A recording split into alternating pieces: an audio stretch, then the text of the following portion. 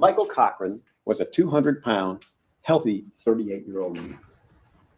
By midday of February 6th of 2019, he had lost consciousness and he would never regain consciousness. He died in hospice care 5 days later, February 11th of 2019.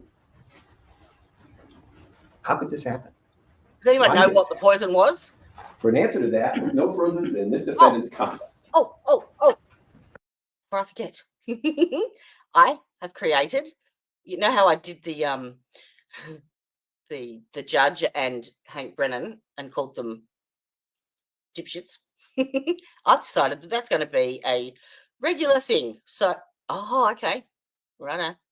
Insulin, that'll do it. Between the toes. I've decided that I created a Q&A in the chat. So we're going to nominate one person per trial for the Dipshit Award. All right? So keep watching. And once you've decided to make a nomination, put it in the question and answer in the chat. And at the end, I'll tally up the votes and he will be, or she will be, the dipshit of the trial. As you were told, the state has no direct evidence, the kind of stuff that makes TV shows exciting, the kind of stuff prosecutors love, jurors love. There is no DNA. There is no evidence of fingerprints. There are no videos of what happened. But as Judge Kirkpatrick will instruct you at the end of this, circumstantial evidence is she was a just as pharmacist. valid as that type of direct and scientific evidence. And there is a ton of evidence of this defendant's guilt. All circumstantial. So how did this happen? How did this healthy 38-year-old man go into a state of unconsciousness and never come back from that? On the morning of February 6th of 2019, this defendant advised her friend and neighbor, Jennifer Davis, that she had been sick all night, 103-degree temperature. And she had previously advised that she had cancer and was under chemo treatment. And that chemo treatment, the effects of which were somewhat negated by insulin. There were no diabetics in the Cochran house. And there's no evidence that this defendant was taking insulin to counteract anything. But Jennifer Davis, being a good friend and the mother of a child who was a severe diabetic, had insulin. Don't do it. Jennifer Davis, being a good friend, sends her husband with insulin to the defendant's house that morning. That's not dolled up. Where's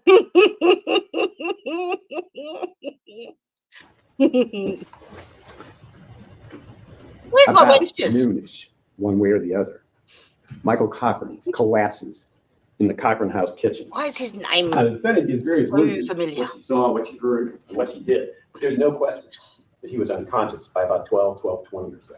How do we know that? She took a picture of him and sent that picture to a number of people, showing him in a collapsed state in their kitchen. Did she call 911? No. Did she load him into a car and take him to the yard? No. What did she do? She called two construction guys that worked for her. They took Michael Cochran from the kitchen floor and put him on the couch, where he would remain for the rest of the day, some at least 6 hours or so. That's an unusual reaction for somebody to take with their spouse. She did, in addition to calling the construction workers, you'll hear from him. Yeah. Federal. Mr. Cochran to the couch. She called Federal a trooper friend of theirs, J.D. Hamilton. J.D. Hamilton came to the Cochran residence. He saw Michael on the couch. Michael was not conscious, and he was concerned. J.D. Hamilton is married to Stephanie Hamilton. And Good morning. Good morning. Good morning. Welcome. There's a hearing this morning on what, Emma? What do we spit it out. Yes, she's already pled guilty to federal charges for fraud, I think. Harris case. All right. I'll have a look. So many trials, so little time. she is a physician's assistant. Which channel? Or a link could be awesome. Save me 10 minutes. Okay. I have a few photos of her actually that I was collecting for my thumbnail. Bethany Hamilton came to the house. She looks at Michael Cochran and she tells her he needs to be checked. Did the defendant do that? No. Let him lay on the couch. Roughly 3 hours later, things have deteriorated to the point where Michael loses control of his bladder and urinates on himself. Did that event trigger any action by the defendant? Did it seek medical care for her husband, who's on the couch and unconscious now for a number of hours? No. She and her sister changed his clothes and left him on the couch. By 6-ish or so that evening, Michael's best He's a friend, fucking Chris idiot. Davis, comes to the house. Chris Davis takes charge. He says, we're going to the hospital. The defense says, oh, he don't want to go. He don't want to go. Of course, nobody could ask him because he was unconscious. Chris Davis says, we're taking him to the hospital. They do. They go to Raleigh General Hospital. But the damage has been done. You'll hear from a couple of doctors to explain the significance, but for now, just keep these numbers in mind. According to the defendant, Michael Cochran's blood glucose level was in the... Here you go. There's one. There's no one.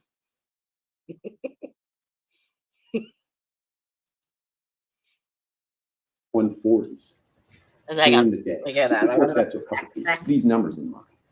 According to the defendant, Michael Cochran's blood glucose level was in the 140s during the day. She reports that to a couple people.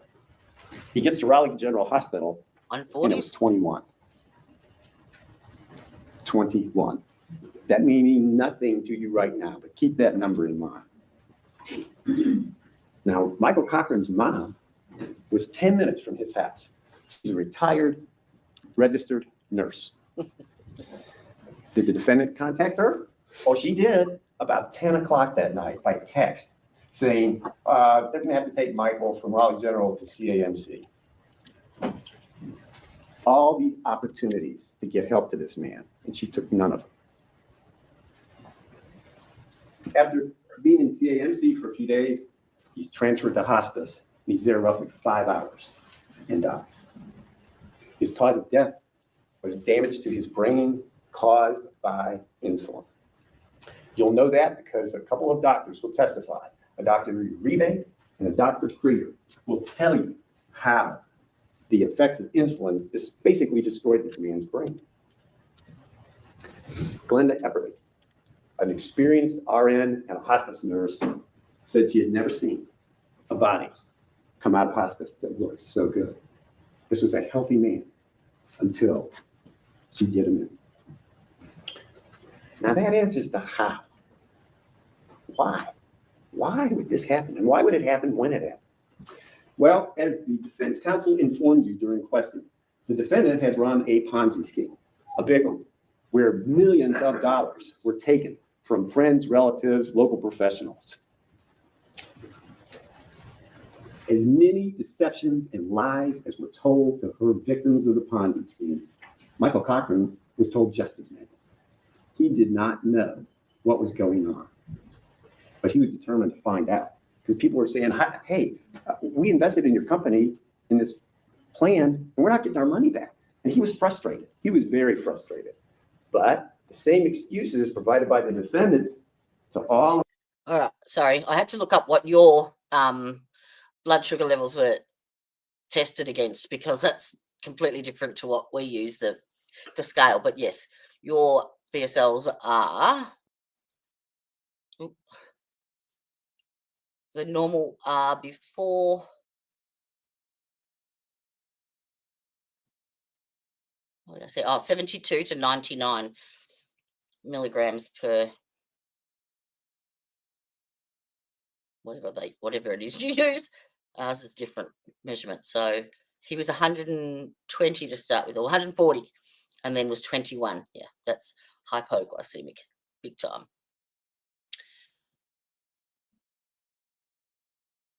Right, now, chat.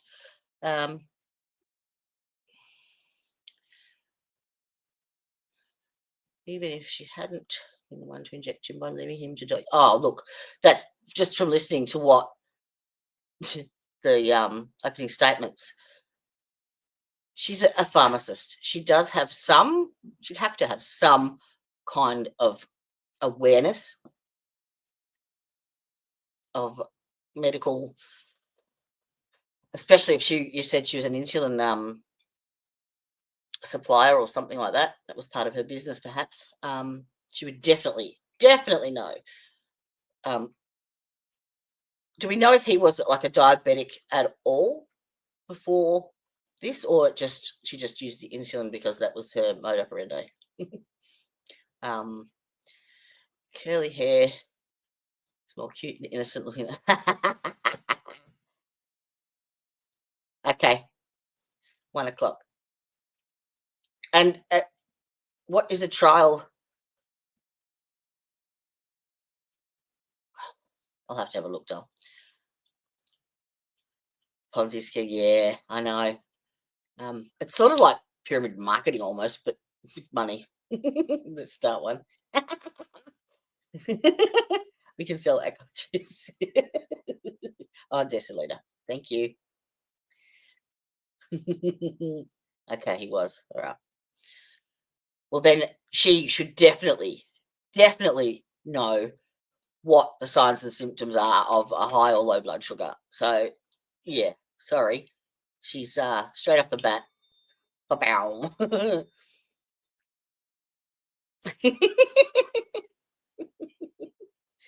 All of her victims in the Ponzi scheme were being provided to Michael Cochran, too. It's everybody's fault under the sun. They've got hundreds of millions of dollars in their money stuck in a bank. Hello, mister. In Virginia, Bank of America. That's what she told Michael Cochran. That's what he believed. So Michael Cochran is going to straighten this out. They charter a flight from Beckley to the Bank of America branch in Lynchburg, Virginia for the 6th of February, 2019. Mysteriously, the defendant cancels that trip. Isn't Steve in Virginia? West Virginia? Why was that trip so important? Because Michael Cochran and everybody else would know at that point. There is no money in the Bank of America in Virginia. There's never been any money in the Bank of America in Virginia. There are no government contracts, which is what she was selling to most of Raleigh County, it seems like. Those were fictitious things that she made up and built millions of dollars out of her victims. Now, we're not going to pretend Michael Cochran didn't get a benefit from this. He did. The defendant and her family lived a very lavish lifestyle with other people's money. And Trooper Heinzman will explain to you in an overview, because this case isn't the Ponzi scheme case. That one's over. This is the murder case. But he'll explain to you how the defendant did this and how she was able to pull this off for so long and how she got so many people to forfeit their money to her. That was all going to blow up on February 6th. And it would have been over. So, hang on. You're talking about Steve Gosney. He's streaming it, is he? Because Steve, just as a process, is in Virginia. Not West Virginia, okay.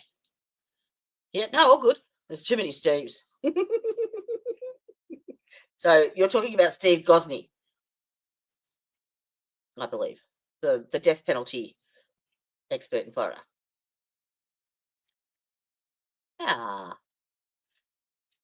Okay. Yeah. Yes, he is. Yes. All right. I will get on to Steve's stream. Steve streams everything. February 6th. But of course, the Cochrans never made it from Beckley to Lynchburg. And Michael Cochran is dead because of this. By the way, in case you've forgotten from some of your questioning, this defendant is a pharmacist. She knows about medications and drugs. Beyond that, she held herself out as a specialist in diabetic counseling. She knew the impact insulin would make. That's our case, all circumstantial. And at the end of it, we'll be asking you to find the right verdict and find this defendant guilty of first-degree murder. Thank you. Short and sweet, like it. Good job. Victor? May it please the court. Counsel for the state. Yes. I put a short up today. because he goes off at one of his witnesses. It's a guy. Now I know. Ladies and gentlemen, The the jury, voice, give me. by the 'Cause I'm the prosecution's one. account, and perhaps by some other accounts, Natalie Cochran is not a nice person. All right. She defrauded friends, relatives, investors. She was involved in a Ponzi scheme. She cheated, she scammed. You sound like my family. She is paid for it. But ladies and gentlemen of the jury, the fact that she You have a lot of is pasta. perhaps Give a him lots fraud of energy. and perhaps a cheat, and that you wouldn't perhaps want to invite her home for Sunday dinner, that you wouldn't like her, does not translate into being a murderer. This trial is not a forum on public acceptance. You don't have to like her. You don't have to say she is a great person. But you have taken the oath to judge. Sorry, this is taking me back because my my granddad, my family, my mum's side is Maltese, so they all spoke in broken English, and it's hysterical when we all get together just to listen to them. But my bless their souls, my grandparents have gone now. But he when I was younger, he used to say things like when I first started dating my then to be husband when I was 19, his advice on contraception was, if you're going to walking in the rain, you're going to get wet.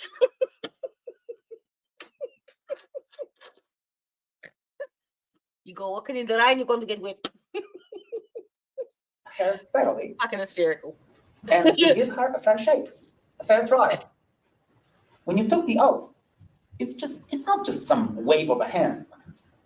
It is a solemn oath to search for the truth and to determine what really happened in this case. Now, the prosecutor presented a very nice theory, except that people do that.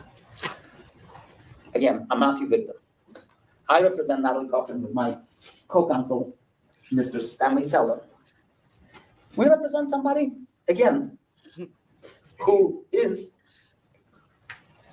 perhaps dishonest in her financial dealings, but who didn't kill anybody. She's having second Let thoughts alone about her her husband. counsel now. Her only man in her life, a man, the father of her 2 children, and a man with whom she was enamored ever since she laid eyes on him in high school. She's not a murderer, as the evidence will show. Mommy. Now, she is accused here by the state of West Virginia of one of the vilest crimes there is known. Anyone know the And I motive? will submit to you that the state's motive in this case, Oh. as they presented it to you, is absolute nonsense.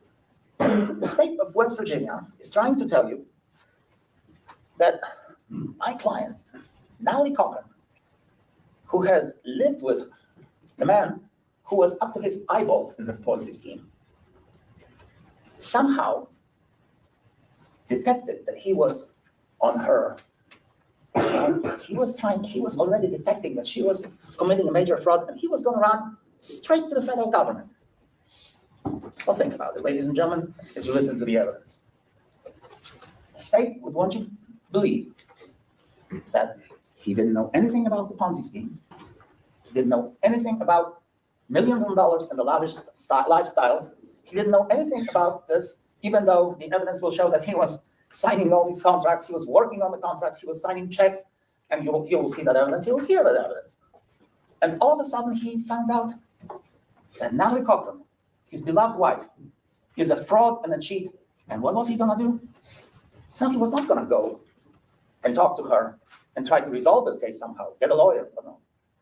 The evidence will show, well, at least the state's evidence will show, that she's going to run to the federal government and turn her in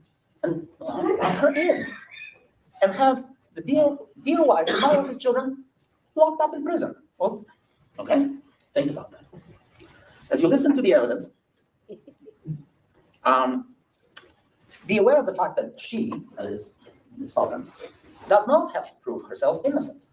The state has the burden of proof, beyond a reasonable doubt, to demonstrate that Natalie Cochran killed her husband with premeditation, deliberation, and malice. And that, ladies and gentlemen of the jury, the evidence will show the state cannot do. They cannot do it. You will see exhibits, you will see documents here, consider it all. But what comes to mind immediately is that bottle of insulin. And I will submit to you that this is a smokescreen that the state is going to present to you. You will hear expert testimony and evidence that this type of insulin could not kill anybody. And for that matter, that the amount of insulin that may have been given to Michael Cochran would not kill him. The state will not tell you exactly what happened that day. Well, they will tell you what they believe happened that day after Mr. Cochran was allegedly shot with this insulin. But what they will not tell you is that if you are shot with a injection of insulin, you're not going to drop unconscious immediately. Think about what would happen if somebody injected you with insulin. Would you react? Would you call 911? Now let's think about it. Let's also think about the fact that the evidence in this case is not exactly what the state believed you to be. Mr. Cochran was a 38-year-old man who died, and the question still remains, what did he die of? You will hear medical evidence that Mr. Cochran was not a healthy 38-year-old man. In fact, to the contrary, between the late 2017 and the time of his death in 2019, he was in the hospital 4 times. For what? For life-threatening conditions. Such as? He was a ticking bomb, the evidence will show, health-wise. He suffered from a plethora of medical conditions that could easily end up his life. What's more, you will hear the evidence that Mr. Cochran fancied himself to be a bodybuilder. He wanted to be the Arnold Schwarzenegger, Mr. Universe. And what did he do to that in that regard? Mr. Cochran has imported, well, let's call it medication, from Mexico, online, from sources that were not approved by any FDA or any legitimate American government sources. And he was taking medication, steroids, that were not for human consumption. Massive. Your blood sugar. There was some animal medication taken only by the animals. So consider that. Consider that. He was not a healthy man. Well, it sounds like he was taking steroids and ketamine. This is getting interesting. In 2017, for his back problems. Let's ketamine. Maybe even disregard that. But he was again in the hospital for mold exposure. Hang on. With the symptoms similar. She's a bloody pharmacist. She should know the contraindications of those medications. She should know.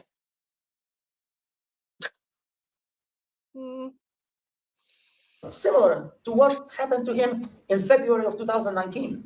He hated the hospitals, the evidence will show. He told everybody that if they ever took him to the hospital, it would be a waste of money, and he would not want to stay in a hospital. But 2 days later, he was again in a hospital with the same conditions, even worse. Somehow he survived.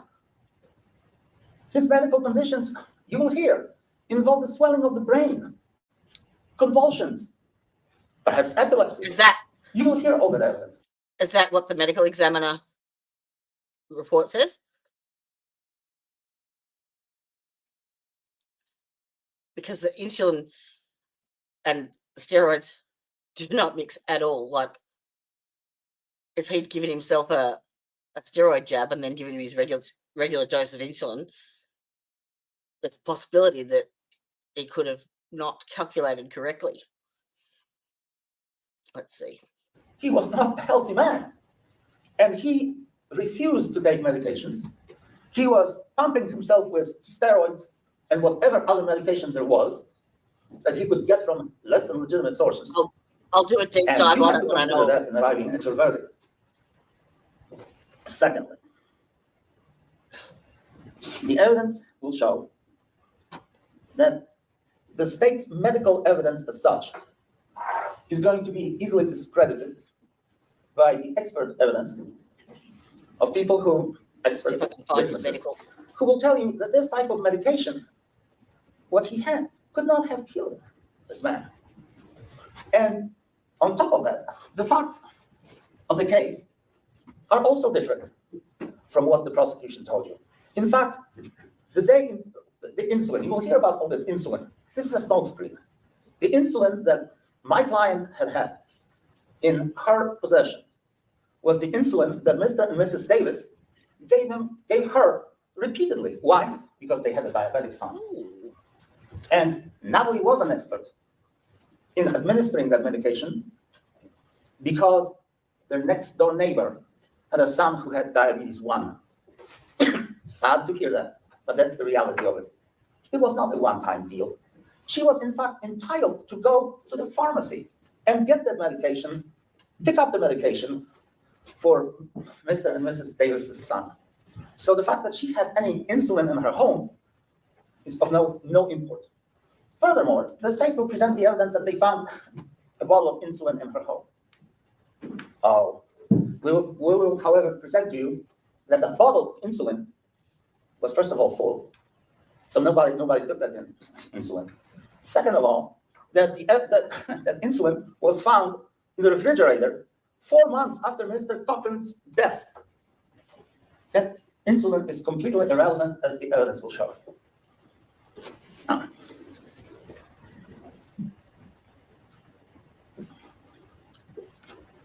The state wants you to believe that Ms. Cochran, as a pharmacist, is knowledgeable of the insulin because she wanted to kill her husband. The evidence, however, will show that Ms. Cochran, as a pharmacist, is also known to have great knowledge of any other substances that could kill, undetectable, untraceable. And so consider this evidence. Let's assume that the state is right on everything. Consider the fact that this cold-blooded killer borrows a murder weapon from a neighbor to kill her husband with the insulin that involves now a couple of witnesses. Then she places that medicine in her refrigerator, the evidence of the crime, apparently, according to the state, for 4 months. And then she somehow does not use any other substances that she knows of because she is a pharmacist. That theory is absurd, ladies and gentlemen. Truly. And now, the kicker. She has an absolute power. All right. Apparently, according to the medical examiner, Michael Cochran died because of non-prescribed insulin that was introduced to his body. And he concluded that his death was, in fact, a homicide. And she is currently serving an 11-year federal sentence for the Ponzi scheme. I want to know what drugs he was on. I'll keep looking. To hide the evidence. And the evidence will show that she had never cremated her husband. So he was exhumed, his body was exhumed, so that the state could prove something, which the state cannot, but at least they try. And we will submit to you that if she had cremated the late Mr. Cochran's body, there would have been no case. There would have been any case. Now, you will hear the evidence about her chemo treatment. You will hear the evidence about her health. And, ladies and gentlemen of the jury, after all of that, you will come to the realization that the state's case doesn't make any sense. And you will not be able to answer your own question, perhaps. What did this man die of? Certainly not the insulin injection. And the evidence will also show that Mr. Cochran, by the state's own admission, was enjoying the benefits of Ms. Cochran's fraud. Well, that's another red herring. He was involved in the Ponzi. Red herring. He knew about multi-million-dollar purchases, the toys, the houses, trips to Paris, trips to Hawaii, expensive, lavish lifestyle. And you have to ask yourself at the end of the case, he didn't know about it? Really? He didn't know how this money was generated? He who wrote all the contracts for the government, for the non-existing purchases? If you cannot answer these questions, then you have to acquit the defendant. This is a complex case, ladies and gentlemen of the jury. But it's built by the state of West Virginia on conjectures and innuendos. It is rich on spurious conclusions and speculations, but it's thin on facts. And glaringly,